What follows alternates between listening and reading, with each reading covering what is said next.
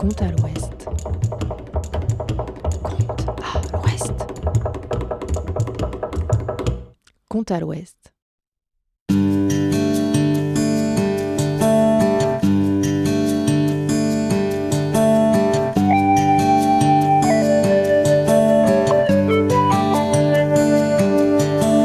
Au réveil, mes rêves me hantent, mon sommeil peuplé d'estampes.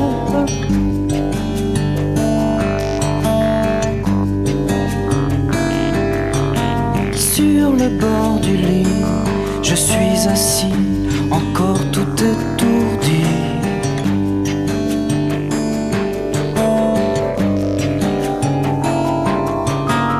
Une à une, les bulles de savon s'envolent comme disparaissent les baisers fous.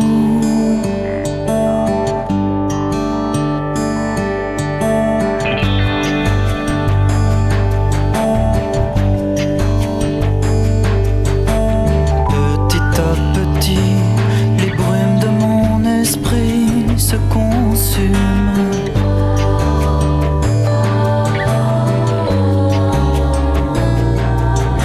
Sur le bord du lit, j'ai beau me fendre, tous mes rêves se sont évanouis, même les plus tendres. Une à une, les bulles de savon s'envolent comme disparaissent les baisers fous.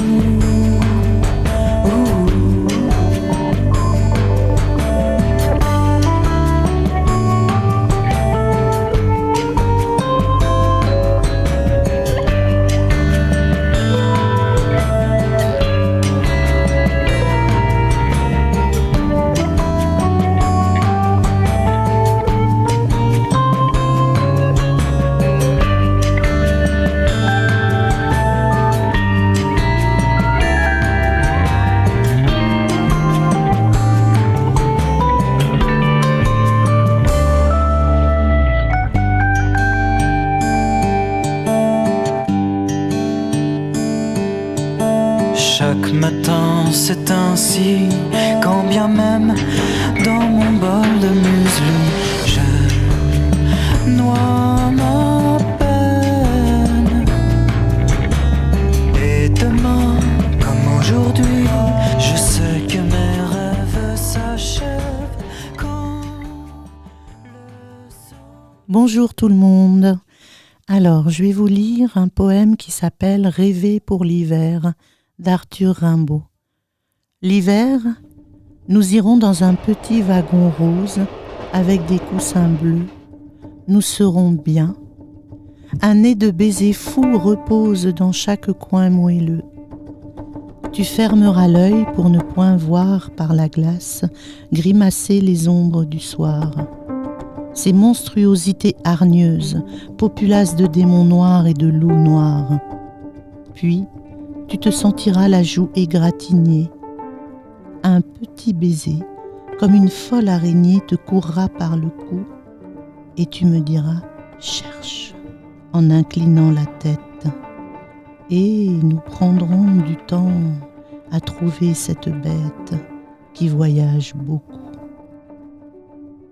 Ce poème, il a été écrit dans un train, c'est marqué en wagon, le 7 octobre 1870. Je le trouve beau, et puis parce qu'il y avait l'histoire des baisers fous dans la chanson de Manuel de Kock, et je me disais, ça glisse bien, ça introduit bien le thème qu'on a choisi, toutes les deux, là. Il est vraiment très très beau. Voilà. Je vais continuer avec un poème qui m'a été confié. Sur le chemin de Damas, l'odeur des iris. Laisse-moi choisir l'épine. Sur le chemin d'iris et d'orange, je chante. Un regard, don, tant d'amour. À l'aurore, je prends le chemin de l'amour en chantant, flèche en corail verte. Chemin d'hibiscus, mon lent visage derrière moi, ton ventre, ta taille.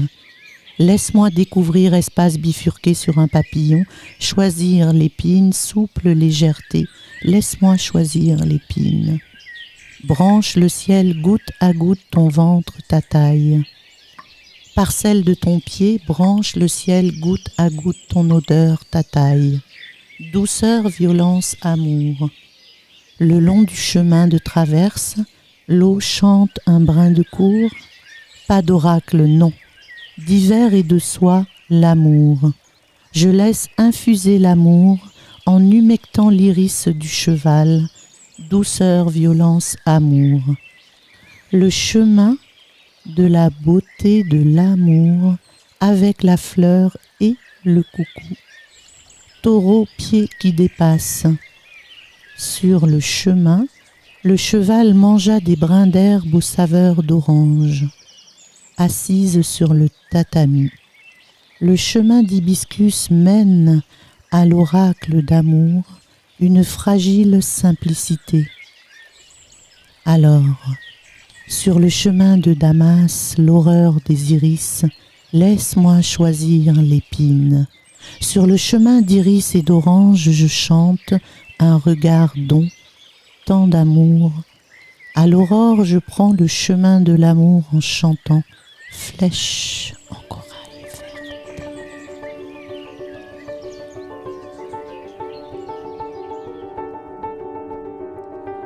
Alors. Là.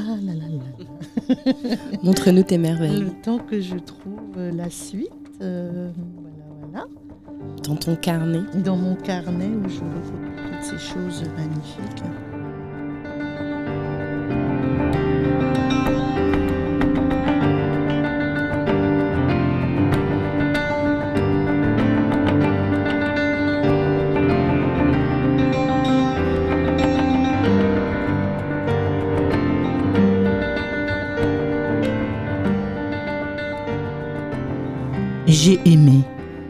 J'ai aimé que tu te retournes, que tu laisses derrière toi une poudre étoilée, un chemin finement distillé de cuivre, d'argent, de fraises fraîches écrasées. J'ai aimé que tu ne dises rien, que le silence nous recouvre d'une couverture peule prudente dont j'ai dénoué les fils, un par un. J'ai aimé que tu joues, que la steppe ouvre ses portes de poussière et de vent, une par une, que les mots chevauchent notre âme à contre-courant, que nous devenions fleuves, montagnes, prairies, brins d'herbe au couchant. J'ai aimé ne pas tenir cette main tout de suite. Je me déplace pour aller au devant du langage, pour le dénicher tapi au creux de ta langue, lové dans une goutte de salive, noyau d'olive ancestrale qui irrigue ta bouche. J'ai aimé poursuivre la naissance des mots, débusquer l'aurore linguistique à l'aune de ton oracle tribal. J'ai tellement aimé le doux chemin délivré par tes yeux, lorsque tu t'es retourné. J'aime beaucoup celui-là. Ah, d'accord. Eh bien, tu vois, tu m'envoies ravie. Alors, je vais vous lire un poème qui s'appelle Abrour, qui m'a été envoyé par Delphine. De leur tronc enlacé, ils visent la voie lactée, amour. Écorce, tronc, branche, feuille, sève, la vie s'élève, amour. Des nids pourront s'y camoufler, des chants d'oiseaux y résonner, amour. Des fleurs y viendront colorer le ventre, la tête et les extrémités, amour. Chaque millimètre se verra caressé par le vent, la pluie, le soleil, les nuits étoilées, amour. Au fil des saisons, toujours entrelacés, ils poursuivront leur jolie danse chaloupée. Il a été écrit le 1er décembre 2021, si on est dans les dates. Ça fait pas longtemps. Ça fait un grand écart entre 1870 et 2021. J'aime bien cette histoire de date là. Mais l'amour perdure. Hein? L'amour n'a pas de temps, n'a pas d'espace. Voilà. Nous le savons tous et toutes. Mon amour, je t'imagine tranquillement chez toi, nu dans la cuisine, préparant un thé au grain de riz soufflé. L'amertume logée dans mes poumons disparaît brusquement, laissant place au printemps, circulation fébrile, cristaux de plumes, feu jaillissant doux comme une voûte plantaire. Toi que je ne connais pas encore. Tu es sur le pas de ta porte, guette l'horizon, tes mains larges happent et lèchent l'espace. La terre est tienne. Alors, que dire? La malice dans le regard, vous devriez voir ça. Ah bah alors là, la dernière fois c'était ton sourire, donc cette fois-ci c'est regard malicieux. Voilà, c'est mon regard malicieux. Mais j'aime bien cette concentration que demande la lecture des textes en fait, pour pouvoir, parce qu'on a beau avoir cette thématique qui voyage de texte en texte, de poème en poème, c'est quand même quelque chose de précieux et de très personnel à chaque fois qu'on évoque. Donc du coup, c'est pas tout à fait la même ambiance. Au temps des doutes, tout semble incertain. Le ciel est chemin. Le soleil rougeoie, poudroie, et noie sous sa chaleur les enfants, liés sous le sceau du désir. Revenus à la lumière, au temps des univers lointains. Tout semble et s'assemble alors.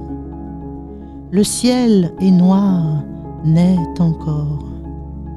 À l'enfant qui joue et qui rit, l'instant est arrêté comme suspendu, et ces jeux donnent à l'enfant la liberté de s'amuser. Dans l'aube naissante, un ruban de brume s'enhardissait. L'instant est magique, les couleurs s'ébauchent et donnent à voir un paysage enveloppé de lumière. Dans l'aube, les couleurs se précisent, se désirent. L'instant palpite, les odeurs sont tactiles et donnent un sentiment d'éternité. Au temps des cerisiers en fleurs, tout semble jaillir sous les hautes herbes. Le ciel est couvert de pluie. Le soleil brille ce soir, lié sous cette atmosphère étrange. Revenus de leur balade, ils sont joyeux, ils sont joyeux, ils sont joyeux. Rien ne manque à maintenant, l'instant est plein. Donne à l'enfant son unité.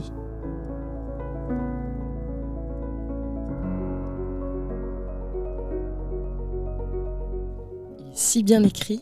C'est incroyable, hein? Pour décrire ce sentiment que j'ai l'impression d'avoir déjà vécu aussi. Ah, mais je suis contente. Je l'aurais jamais aussi bien écrit. Voilà, eh bien, tu vois, c'est encore le groupe qui fait plein de petits poèmes. Ah bon? Et que j'ai rassemblé, enfin j'ai essayé plusieurs formules et finalement j'ai opté pour celle-là. Donc c'est le groupe de Céline en fait. On dirait vraiment un seul même texte. Mais voilà, et donc du coup elles sont liées par l'énergie de la danse et elles écrivent chacune leur partie et voilà, ça donne ça.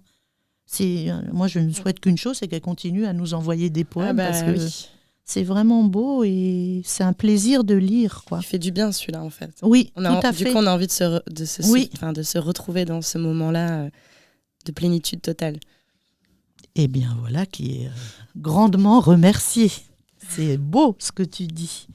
C'est beau, beau, beau. En tout cas, j'en profite pour remercier toutes les personnes qui nous ont envoyé un petit intermède. Donc, nous remercions Manuel, Arthur, Hélène, Christine, Céline, Catherine, Cathy, Renata, Delphine, les élèves de Céline, Céline et Morgane et Aurélia. Mon amour, je t'imagine tranquillement chez toi. Tu es debout devant la grange. Tu observes un vol de bernaches.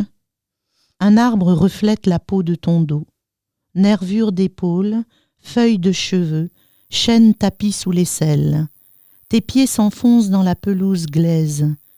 Tu es silence, toi que je ne connais pas encore. Tu bois l'essence des myrtilles. Ton ventre rond est délicatement enchaîné au sol par un cordon invisible. La lande tout autour guette le bruit de tes pas. Ton cœur chevauche les tempêtes. Le pouls bat lentement au rythme des chevaux. Leur haleine fauve enduit de sueur tes tendons fébriles. tout est douceur, la terre est tienne. Merci Morgane, merci de lire L'amour ici, à Quartier des Ondes. On n'en a jamais de trop, comme on dit. Quand tu m'as dit qu'on allait parler d'amour aujourd'hui, j'ai tout de suite pensé, quand même c'est dingue, parce que l'amour, au-delà des folies et des émotions que ça nous procure à tous et à toutes, c'est quand même aussi un peu le moteur, l'encre, l'inspiration première. C'est depuis la nuit des temps, de tous les arts, de toutes les chansons, des poésies, de la peinture, du cinéma. C'est probablement le sujet le plus créatif finalement, le plus productif. On écrit sur la rupture, sur la souffrance de l'amour, à sens unique, le bonheur d'être amoureux ou amoureuse à deux. C'est le sujet le plus personnel et le plus universel de tous les temps. Il y a Francis Wolff qui définit l'amour comme, je cite, « le moteur tout-puissant de nos vies ordinaires et le motif de 1000 histoires grandioses ou banales ». Et il ajoute que le sentiment amoureux a, je cite, « inspiré les chants les plus déchirants, les meilleurs romans ou les pires, les comédies irrésistibles, les tragédies bouleversantes. » Qu'est-ce que ça t'inspire, toi, l'amour, Morgane ? La liberté. La liberté ? Ouais. C'est drôle parce que pourtant, on pourrait se dire que l'amour, ça nous relie à quelqu'un aussi, ça nous... Mais justement, je pense que plus on est relié, plus on est libre, parce que ça nous nourrit, ça nous donne du désir, de la puissance, et c'est un moteur, comme tu le dis, incroyable. Donc, tu penses que tu préfères aimer ou être aimé ? Ah, tu m'as... Alors, puisqu'on rentre dans les questions intimes... Qu'est-ce qui donne plus de liberté, finalement ? Comment dire ça ? Déjà, c'est très intime comme question, mais je ne sais pas si je préfère l'une ou l'autre, parce que les deux sont merveilleux quand ça se passe bien. Parce que là, on est dans le registre, ça se passe bien, en fait. Oui. On a L'amour, ça se passe toujours bien, de quoi voilà. tu parles. Oui. D'accord, ok. Donc, du coup, là, on est vraiment dans le ça se passe bien. Donc, du coup, est-ce que je préfère aimer ou être aimé ? En fait, j'aime aimer. J'aime ce sentiment... Amoureux. Oui, j'aime déjà, à la base, je suis amoureuse du sentiment amoureux. Oui, t'es une donc, amoureuse. voilà, okay. je suis voilà. Et donc, du coup, il y a des périodes où je suis amoureuse. Et bah voilà, mais il peut ne rien se passer avec quelqu'un, je suis juste amoureuse, quoi. Tu vois, je sens que je suis voilà, c'est comme ça. Donc je peux croiser un caillou, je suis là, oh le caillou, tu vois. Voilà, on en parlera voilà, ça justement. Tu vois. À l'Antiquité grecque, on imaginait que l'inspiration elle émanait d'éléments extérieurs. 9 sœurs servaient d'intermédiaires entre les dieux et les artistes.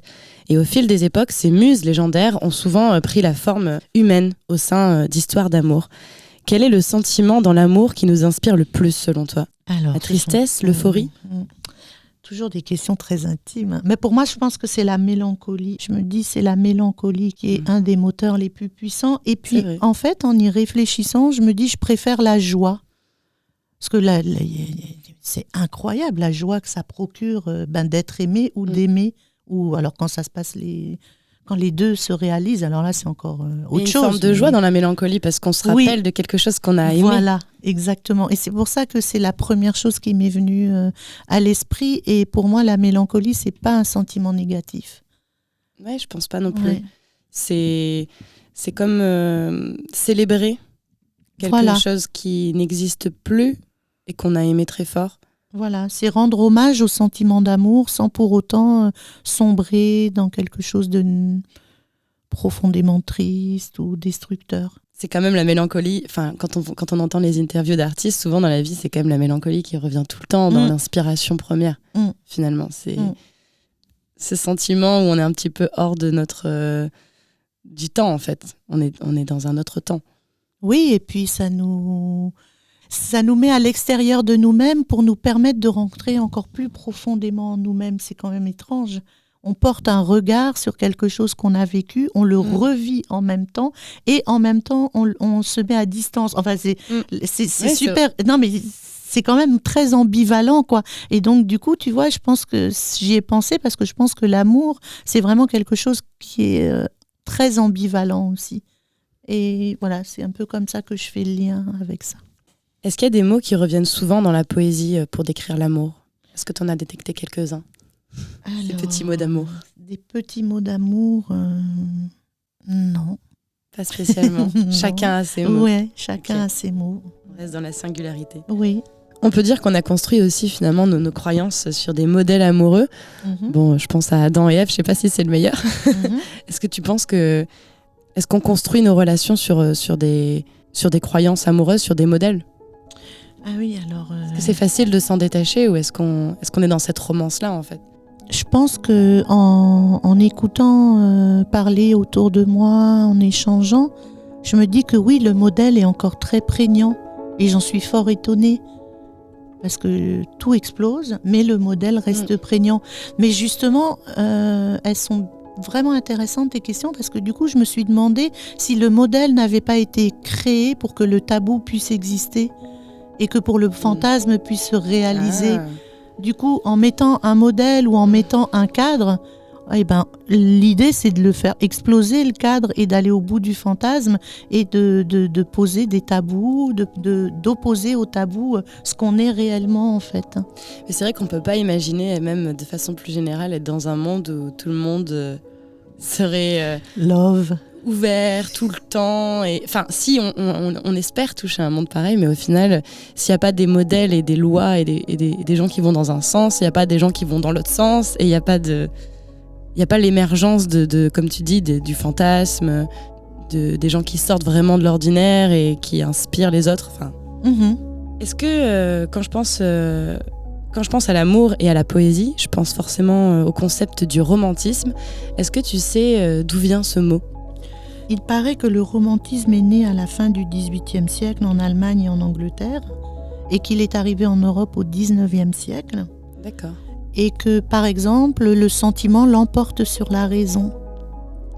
C'est vrai, c'est ça. Et oui, et donc du coup, laissons aller nos passions, écrivons nos passions, déclinons nos passions sous toutes les formes artistiques qui puissent exister. Voilà. Ça serait super intéressant de se renseigner sur le concept du romantisme en fonction des pays et en fonction des traditions.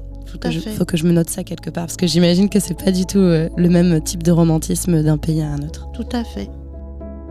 Est-ce que tu penses à travers la poésie qu'il y avait plus d'amour impossible avant, ou est-ce qu'on vit toujours beaucoup de désillusions aujourd'hui? Mais je pense qu'en fait, le cadre qu'on se pose, il change suivant les époques et suivant les lieux. Par exemple, au Moyen-Âge, l'amour était très libre dans une certaine partie du Moyen-Âge. Et quand on regarde derrière nous, on s'imagine toujours avoir tout inventé. Mais les choses, elles sont cycliques, elles se renouvellent. Et le polyamour existait il y a très longtemps. Il a été proscrit, il est revenu, il est reparti, il revient. Donc je me dis que tout ça, ce sont des cycles. Voilà. Tu crois au polyamour? Oui. Ah mais moi je crois à toute forme d'amour qui te libère. Soyons clairs tout de suite. C'est vrai qu'on a tendance à imaginer que quand on aime, enfin dans les modèles dans le modèle dans lequel on vit, on a tendance à imaginer que si on aime quelqu'un, donc on aime quelqu'un, et si on aime quelqu'un d'autre, on va prendre de l'amour à la première personne qu'on aime, on va en enlever pour en donner à quelqu'un d'autre, et c'est pour ça qu'il y a cette forme de possession, de jalousie, alors qu'en fait l'amour, il y a pas de limite. Oui, mais ça c'est la théorie. Après, ce sont des choses qui se pratiquent et qui se vivent concrètement, et elles ne se vivent pas de la même façon suivant les personnes avec qui on les vit. Une fois, tu vois, dans un certain lieu, dans un certain contexte, avec certaines personnes, on va vivre ce que tu décris là. Et puis une autre fois, dans un autre lieu, dans un autre contexte, ça va se passer très bien et ça va se vivre très bien. C'est une question d'harmonie aussi, et puis je pense de disponibilité. La disponibilité, elle est importante. Voilà, le timing. Ouais. Et puis aussi de connaissance de soi et d'amour de soi. Parce que là, on parle beaucoup de l'amour qu'on entretient avec l'autre, mais je pense que si on entretient un amour qui libère, qui épanouit, qui est rayonnant avec l'autre, c'est qu'on s'aime beaucoup soi-même déjà. Et qu'on sait exactement qui on est. Et tu vois, si déjà tu es amoureux de toi et que tu entretiens avec ta propre personne une relation qui est nourricière, c'est comme ça qu'on dit, enfin qui te nourrit, qui te fait plaisir, l'autre n'est plus un substitut ou l'autre est quelqu'un avec qui tu partages. Du coup, on est déjà dans le polyamour puisque tu t'aimes toi et tu aimes l'autre. Wow, tu vois, c'est super concept ça. Ça, c'est quand même, on est quand même dans autre chose. Et puis, je pense que y a des périodes où on est comme ça, et puis il y a des périodes où on se referme un peu sur soi-même, et puis on s'aime moins et on n'avance pas et on patine. Il faut pas se mettre trop la pression. Le sentiment amoureux, il est considéré en philosophie comme étant supérieur aux autres puisqu'il accorde la raison, l'intelligence, la réflexion, ça fait beaucoup de sentiments. Et cependant, c'est pas non plus qu'en philosophie que l'amour il fait l'unanimité. Depuis des siècles, ce sujet il influence les artistes, comme on le disait comme on le dit depuis le début, au même titre que les muses qui l'encouragent. Est-ce que l'amour nous rend meilleurs ? Mais bon, finalement, tu l'as déjà un peu dit. Alors justement, à ce niveau-là, tu sais, il y a une petite histoire qui dit papa ou maman, comment est-ce que je dois me comporter dans la vie ? Comment est-ce que je peux faire pour que le loup qui est en moi ne me dévore pas ? Et l'adulte répond, ça dépend de ce que tu lui donnes à manger. Si tu lui donnes à manger de l'amour, eh ben, le loup ne te dévorera pas, tu vois ? Donc je pense que ça répond un peu à ça. J'aime bien cette histoire. Voilà. Est-ce que dans la poésie, bon là, je trouve qu'on l'a quand même pas mal retrouvé dans les poèmes que tu as lus, mais pas à chaque fois. Est-ce que les sensations corporelles et du corps et de la sexualité reviennent souvent dans les poésies d'amour ? Oui, carrément, oui. Là, je suis en train de lire un livre, alors je crois que c'est Digle, c'est ça, Digle, une femme qui dessine et qui est féministe, qui dessine des BD. Je suis désolée, je te renverrai l'écriture, le nom. Elle a fait un recueil de poésie de femmes qu'elle aime et qui l'ont construite, qui l'ont nourrie dans sa démarche. C'est magnifique. Il y a une ode au corps, à son propre corps, à ses désirs, à ses fantasmes, au corps de l'autre, à la relation amoureuse, sous toutes ses formes. Et c'est vraiment magnifique. Moi, je l'ai depuis 3 jours, je décolle pas, quoi. Je me relis des poèmes, je me dis, mais ça c'est du poème, quoi, quand même, et tout. Et du coup, c'est de là qu'est née l'envie de faire quelque chose autour du corps. Et je me suis dit, mais il faut vraiment qu'on fasse quelque chose. Ouais, le corps, c'est quand même c'est central aussi dans l'amour, quoi. Oui.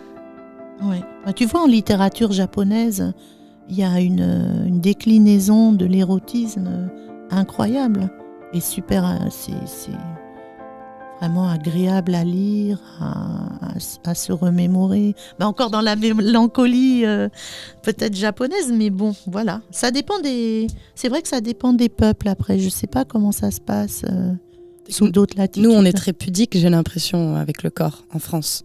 Peut-être pas plus qu'un autre pays, mais en tout cas, c'est comme ça que je le ressens. D'accord. Je sais pas ça. J'ai l'impression qu'il y a beaucoup de pudeur. Je me rends pas compte. Je crois que les pudeurs sont différentes suivant les latitudes, en fait. On ne courtise pas, on ne séduit pas. On est quand même très construit aussi de ce côté-là. Il faut qu'on déconstruise pour pouvoir savoir exactement si on désire selon ce qu'on a appris ou si le désir est notre propre désir. Et du coup, sur quel amour on souhaite. Tu vois, l'amour qui s'est construit sur le désir qui est construit d'après un modèle existant, ou l'amour qui part comme ça là sur une impulsion, un sentiment vif et qui emmène tout, qui peut disparaître tout de suite après. Voilà, exactement. Ouais. C'est pour ça que je dis il faut y aller. Hein. Et on parle de lien entre 2 personnes, mais il y a aussi, comme tu le disais, l'amour inconditionnel, celui auprès de la nature, des animaux, des lieux. Est-ce qu'on tombe vraiment amoureux d'un endroit comme on tombe amoureux d'une personne ? Pour ma part, je dirais oui. Pour ma part. Après, je ne sais pas si c'est un sentiment qui est partagé par beaucoup de monde. Ce serait intéressant que les auditeurs nous fassent part de leurs expériences. Moi, pour ma part, je sais que je suis tombée amoureuse de Bamako et je peux pas expliquer pourquoi, comment. Enfin, c'est justement le propre de l'amour, c'est qu'on ne sait pas pourquoi, ça comment. Ça procure les mêmes sensations. Exactement. Une sorte de papillon dans le ventre avant d'arriver. Ah mais carrément. Pendant exactement. Des heures. Ah oui. Puis ça me nourrit complètement quand j'y suis pas. Ça me nourrit d'une autre façon quand j'y suis. Il y a du désir d'y être intense. Mais c'est vrai que j'ai l'impression de ressentir ça pour la montagne. Ben voilà. Je crois qu'il y a une forme d'amour inconditionnel pour la montagne. Et puis de désir aussi. Oui. De désir de faire fusion avec à un moment donné. Et de jouissance quand tu y es aussi. Oui. Tu vois, alors ça peut prendre toutes sortes de chemins, ça peut prendre toutes sortes d'expressions, mais n'empêche que c'est la réalité, quoi. Moi, il y a des fois, quand je suis à Bamako, je me dis non, mais Du coup, tu peux y aller souvent ou... Bah, pas en ce Ça doit souvent moment. te manquer. En ce moment, ça me manque énormément, mais je pense que le rapport amoureux, le lien amoureux, comme je te disais tout à l'heure, il te libère, hein, celui qui se vit pleinement, quoi. Celui qui est rayonnant, qui donne de la chaleur, et il te libère, mais en même temps, il te fait grandir, et il te porte pour aller vers autre chose. Et du coup, Bamako, c'est exactement ce qui se passe. À chaque fois, c'est nouveau. Et puis, alors, il y a quelque chose de très, très important. Je ris beaucoup. Moi, si je ris pas dans le rapport amoureux, c'est pas... Tu vois, il y a un truc qui cloche, quoi. Et à Bamako, je ris énormément. Et donc, je suis moi-même, quoi. C'est Bamako qui te fait rire. Ah ouais, vraiment beaucoup, beaucoup, beaucoup, beaucoup. Ouais. Ouais. Et je suis reconnaissante à cette ville parce que je me suis apprise moi-même à travers cette ville. J'ai trouvé mon endroit, quoi. Trouver mon amant. Voilà, ouais. Ce qui est bien pratique parce que je sais que Bamako ne bougera pas. Ouais. Tu vois. Voilà. C'est clair. Ouais. C'est déjà la fin de cette émission. On se retrouve pour une prochaine lecture autour d'un autre thème. Est-ce qu'on dit le thème, Morgane ? Le prochain thème ? Le corps. Le corps. Je pense que ça peut être très intéressant aussi. Promis, cette fois-ci, je t'enverrai un texte. Merci. Voilà. Vous pouvez donc envoyer vos poèmes, chansons à Morgane. Je te laisse redonner ton adresse. Alors, vous pouvez envoyer vos écritures, vos textes poétiques, vos poèmes à association.coulibaly@orange.fr. Si vous écrivez des chansons, n'hésitez pas à les envoyer, on les lira. Voilà, une chanson peut se lire comme un poème. Sinon, vous pouvez m'appeler au 06 88 74 81 12. De belles fêtes à tous, beaucoup d'amour et de tendresse. Oui, merci beaucoup. Surtout, aimez et continuez d'aimer le plus possible. Réjouissez-vous d'aimer. C'est ça, exactement. Et aimez le Blône. Car nous sommes des habitantes du Blône. Exactement. Merci beaucoup pour votre écoute et votre curiosité. À bientôt sur Quartier des Ondes.